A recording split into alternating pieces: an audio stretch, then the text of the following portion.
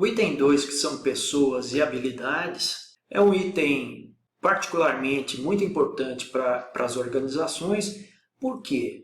Porque nada se melhora e nada se sustenta sem pessoas envolvidas, mas não são pessoas envolvidas de qualquer forma, são pessoas motivadas, pessoas que estão dispostas a fazer aquele trabalho.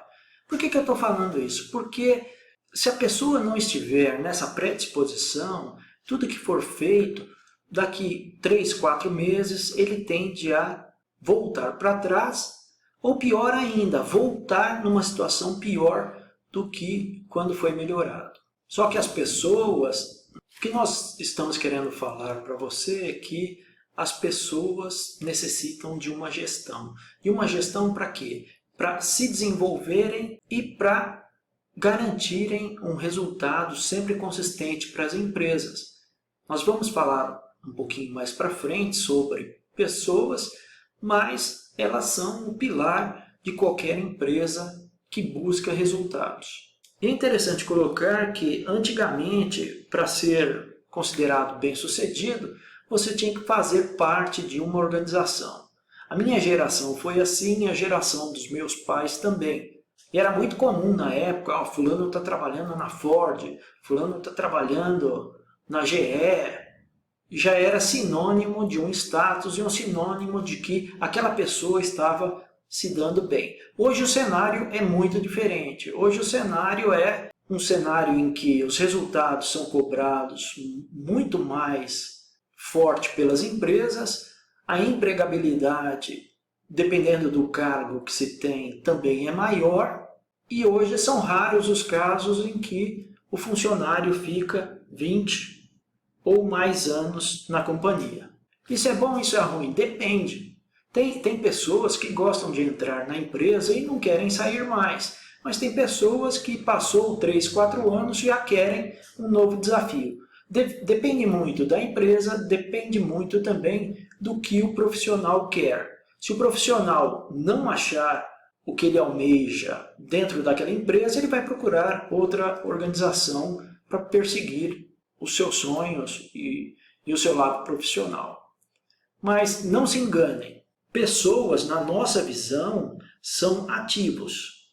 Então as pessoas devem ser bem cuidadas, bem direcionadas, para que se sintam bem onde estão e tenham a visão de que podem se desenvolver profissionalmente.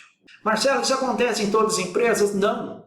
Depende da empresa que a pessoa está trabalhando. Tem empresa que é considerada uma empresa de regime militar. Nós chamamos, até brincamos, sargentão, como se estivesse numa linha dura mesmo. Marcelo, você já trabalhou em empresas assim? Já. Quando iniciei a minha vida profissional, trabalhei sim. As pessoas eram consideradas nessa época? Não, nem um pouco. Ao longo da nossa experiência profissional, a gente teve vários cenários. Eu, particularmente, já trabalhei em empresa que era regime de feitor, já trabalhei em empresa que se preocupava em desenvolver o profissional.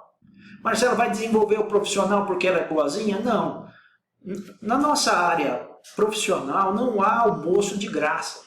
É um investimento que a empresa faz. Se a empresa está investindo em você, é porque ela vê possibilidade de ter ganhos. Então é uma troca entre a empresa e o empregado. E quando a gente fala em emprego e empresas, se você perguntasse para mim, Marcelo, hoje ainda emprego é sinônimo de status? É ainda. Não é do jeito que nós tínhamos no passado, que eu falei para você. Antigamente, trabalhar na Ford era o suprassumo. Várias pessoas da minha família passaram a vida profissional inteira na Ford. Hoje a Ford nem está mais no Brasil, então tem esse apelo, mas não é tão forte como a gente tinha no passado. Por quê? Porque as coisas foram mudando ao longo do tempo. Deixa eu te dar um exemplo. Quando eu comecei a trabalhar lá atrás, eu entrei numa empresa, a empresa era canadense, multinacional canadense, e ela tinha, na época, deixa eu até desenhar aqui para você, ela tinha 3 restaurantes, essa empresa. Restaurante 1, 2 e restaurante 3. No restaurante 1 era o pessoal de operação, o restaurante 2 era para os mensalistas e o 3 para cargo de gerência para cima. Se a gente for analisar isso hoje seria, entre aspas, um ultraje. Eu ter um restaurante específico, por exemplo, para gerência. Seria uma discriminação, mas na época tinha. Então, nesse restaurante 3 aqui, que era gerência, diretoria, presidência, tinha até lagosta. Marcelo, tinha no restaurante 1 e 2? Não, senhor. Ou não, senhora. Não tinha, não. Você está falando, Marcelo, que nesse tempo, esse restaurante era considerado um diferencial para quem trabalhava lá, que era gerente ou acima? Sim, um status. Certo ou errado? Para mim está errado. Quer ver um outro exemplo que eu vou te dar? Quando eu comecei o estágio, eles serviam lá nessa empresa, nessa mesma empresa canadense, eles serviam um lanche que eu fiquei de queixo caído. Quando você ficava depois das 5 horas, você tinha direito a pedir um sanduíche ou ir buscar um sanduíche no refeitório. Mas não era qualquer sanduíche, era o sanduíche. Era um sanduíche com muita mistura, tinha presunto, queijo, ou se você quisesse, eles faziam até de omelete para você. E um refrigerante, você escolhia o refrigerante que você queria levar para comer com lanche. Marcelo, quantos você podia pegar? Quantos eu quisesse, porque ia contabilizado no meu crachá. Mas era livre, não ia ser cobrado de mim de forma alguma. Então as empresas elas vão se modificando ao longo do tempo. Alguns itens, como esse que eu comentei com você, do restaurante diferenciado, do sanduíche que a gente tinha à disposição, eram detalhes que faziam a diferença para quem trabalhava naquela época. Então, boas empresas têm cuidado ainda dos funcionários. Quer ver um item extremamente valioso hoje? Plano médico. Tem empresas que têm excelentes planos médicos ou plano médico para os seus funcionários. O que é isso? Isso é reverter um benefício para o funcionário, para que ele se sinta bem onde ele trabalha e para que ele seja mais produtivo ainda. É nesse cenário que uma boa gestão de pessoas é fundamental. E aqui a gente gostaria de colocar para você a nossa vivência. Tem empresas que realmente fazem isso que a gente está falando, de ter essa gestão de pessoas. O que é uma gestão de pessoas? É você interagir com as pessoas, identificar possibilidades de desenvolvimento. Que desenvolvimento que é esse, Marcelo? Desenvolvimento pessoal e profissional com olhos no negócio. O que o negócio precisa que esse profissional se desenvolva? É dar feedback positivo, feedback construtivo. É ter uma visão de que aquele funcionário ou aquela pessoa é um bem para a companhia e precisa ser cuidado de acordo. Eu preciso, como líder, fazer tudo isso que eu falei para você. Eu preciso tratar bem, eu preciso me comunicar bem. E eu preciso falar muitas vezes uma palavrinha pequenininha que hoje está virando artigo de luxo. Obrigado. E tem outra que virou, é escasso. Se encontrar, você fala para mim, que é bom dia, boa tarde, boa noite, tchau.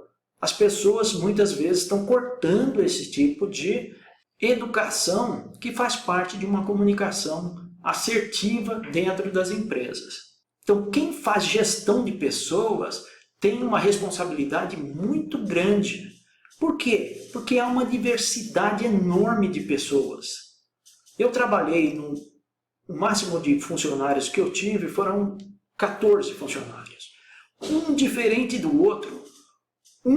A gente considera assim aqui na Labone que cada pessoa é um planeta. É um planeta que tem a sua órbita, tem todos os seus detalhes. Então é um mundo à parte cada pessoa. O gestor tem que ter um cuidado específico para cada um deles, para que o conjunto entregue o que é importante para a companhia. É fácil? É claro que não é fácil. Se fosse fácil, qualquer um fazia. Ser líder é sofrido. ser gerente é mais sofrido ainda, e quanto mais você sobe, mais você sofre. Quer dizer que é tudo ruim? Não, não é ruim. O que eu estou querendo dizer é que não é tão fácil quando você olha de fora. Quando você está dentro, a sua responsabilidade é muito grande. E a gente sempre tenta trazer aqui para você os dois mundos, os dois universos. Um universo que é o ideal, que tem empresas que praticam tudo isso que é bom que a gente está falando, e tem o lado reverso da força, o Darth Vader da vida. Marcelo, você já trabalhou nesses dois mundos? Nesse bom aqui eu já falei que trabalhei, mas já trabalhei em ambiente também que é de Darth Vader. Que o chefe chegava, não falava, era chefe, não era líder não, não falava nem bom dia, já dava uma bronca. E outras coisas que se eu contar para você, você chora. O que a gente tenta trazer é a melhor experiência para você, e é claro que nós queremos que você siga esse lado bom da força. Ou seja, uma boa gestão, que você considere as pessoas, que você siga o que nós entendemos que é o melhor, tanto para você como pessoa, como profissional, e principalmente para quem está trabalhando com você. Ainda falando de pessoas e habilidades, tem essa pirâmide que a gente usa bastante. Eu, na minha carreira toda, eu sempre usei muito essa pirâmide, e a gente vai compartilhar com você. Com você que está dentro de empresa, com você que pretende trabalhar numa empresa. Esse conjunto de itens que nós vamos abordar é o que a empresa espera de um bom profissional. E ela tem alguns vértices importantes. Primeiro é o conhecimento, segundo é técnica, terceiro é atitude e o quarto é o caráter. Nós vamos abordar cada um desses para você entender como é que um profissional tem que se posicionar para que ele tenha uma boa performance dentro das empresas e principalmente para que ele seja bem visto dentro das empresas. Marcelo, quando você fala de performance, você está falando do quê? Eu estou falando de entrega de resultados e eu estou falando de convivência harmoniosa dentro de uma empresa. Marcelo, isso aí é importante? Não, não é importante, é imprescindível. Não adianta você entregar resultado arrebentando com todo mundo que está ao seu redor, porque isso vai acontecer durante um período curto, principalmente nos dias atuais. Então vamos entender um pouquinho cada um desses vértices, começando pelo conhecimento. Então, conhecimento. Quando a gente fala de conhecimento, o que a gente procura num profissional? Nós procuramos no profissional que ele entenda, ou é esperado que o profissional conheça quais são as metas da empresa dele. Então é esperado de você, quando você está numa empresa, que você conheça o que é importante para a empresa com relação à meta.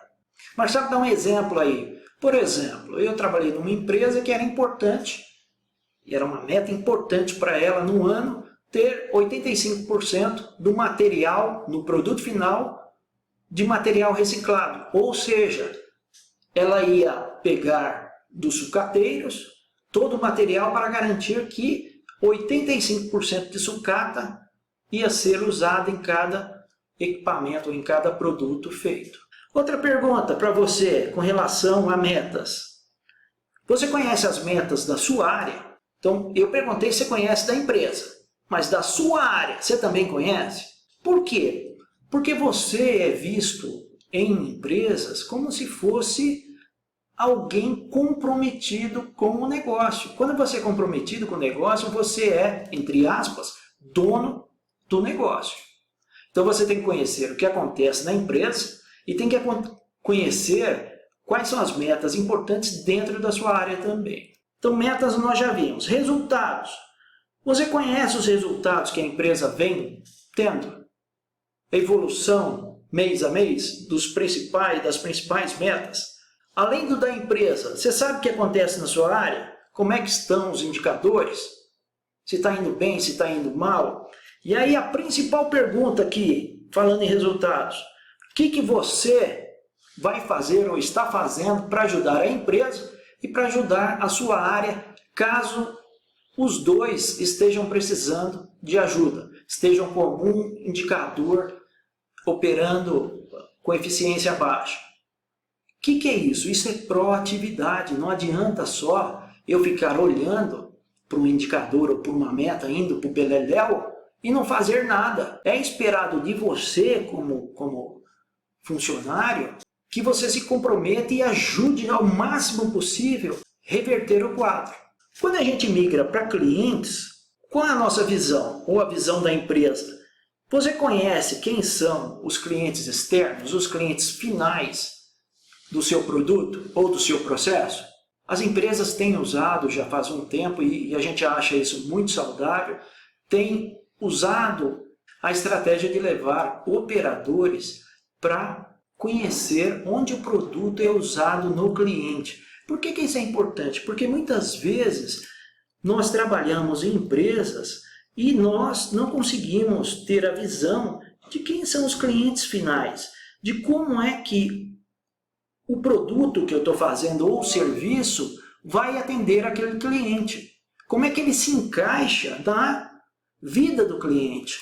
E quando você vai ver em loco como isso é usado, você passa a cuidar mais ainda do seu processo, do seu produto ou do serviço que você está mandando para ele. A outra pergunta é, você conhece os seus clientes internos? Marcelo, o que é cliente interno?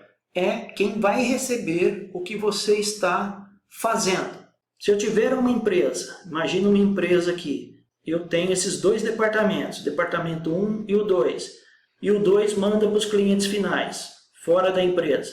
Eu posso dizer que esse processo fornece para o processo 2, ou seja, esse processo 2 é o cliente da operação anterior.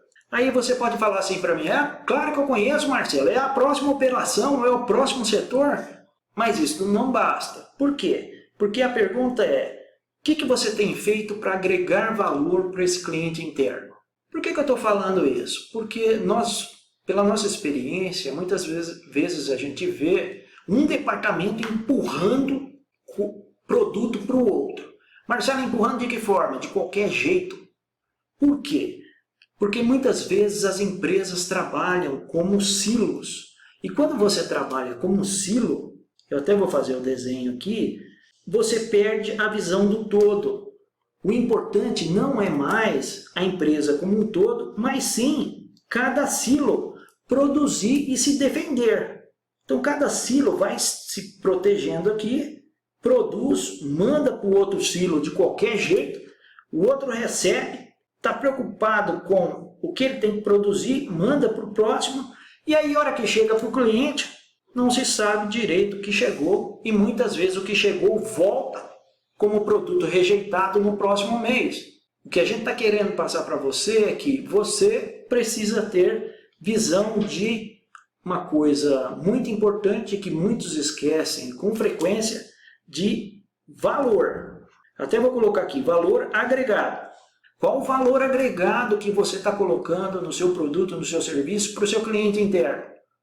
Você se preocupa em saber o que ele quer receber, como ele quer receber? Quais são as variáveis importantes para você controlar no seu processo? Quando a gente sai de clientes e vai para negócios, a visão ela é importante também. É vital que você saiba o que a sua empresa está produzindo. Quais são os produtos que ela faz? Produtos, processos ou serviços? Quem são os concorrentes? Você sabe quem são os concorrentes de sua empresa? Marcelo, minha empresa faz 30 produtos. Os principais produtos. Você sabe quem são os concorrentes desses principais produtos? E a outra pergunta é relacionada a negócios. Você tem feito alguma coisa para ajudar o negócio? Alguma ação? Algo diferenciado? A pergunta que me fizeram um tempo atrás é, Marcelo, o que eu posso fazer com relação a concorrentes? Como é que eu ajudo minha empresa com relação a concorrentes? Você sabendo quem são os concorrentes, você pode fazer um estudo para ver como é que você está frente aos concorrentes. Marcelo, isso é difícil? Não, não é difícil não. Nós fazemos aqui dentro e muitas empresas fazem. Para saber o quê? Para saber, primeiro, o que você está fazendo bem. Segundo, o que você precisa melhorar. E terceiro, o que você precisa surpreender o seu cliente, que é algo que os concorrentes não estejam fazendo. Então dá para fazer sim. Quando a gente olha estratégia, é esperado que o funcionário conheça a estratégia da empresa. Qual a estratégia para a empresa nesse ano? Uma estratégia pode ser, por exemplo, para nós, fechar 50 cursos feitos. Para os próximos 2 anos, ter 300, 400 cursos. Daqui 5 anos, nós vamos trabalhar numa forma muito mais aberta do que a gente trabalha hoje, com muito mais cursos. Então, a estratégia da empresa ela é importante para você no momento atual e você precisa saber a médio e longo prazo o que ela está pensando. Marcelo, eu nunca perguntei isso. Você pode perguntar para o seu chefe. Se você não for o chefe, você pode perguntar também. É saudável escutar o funcionário perguntando sobre o negócio e principalmente sobre a estratégia do negócio. Quando a gente fala de pessoas, a pergunta que eu faço para você é: você sabe quem são as pessoas-chave da organização? A outra pergunta é: você sabe lidar com pessoas? Marcelo, mas eu não sou chefe.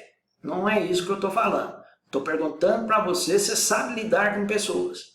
Eu não fui chefe durante um bom tempo e eu sabia lidar com pessoas. Então, lidar com pessoas vai desde um obrigado até você saber como você se comporta com determinadas pessoas. Se você não sabe como lidar com pessoas, esse é um item para o seu desenvolvimento, para você trabalhar e desenvolver. Que é o que a gente está falando exatamente nesse item, que é o que você tem feito para desenvolver o seu relacionamento com pessoas, independente de você ser líder ou não.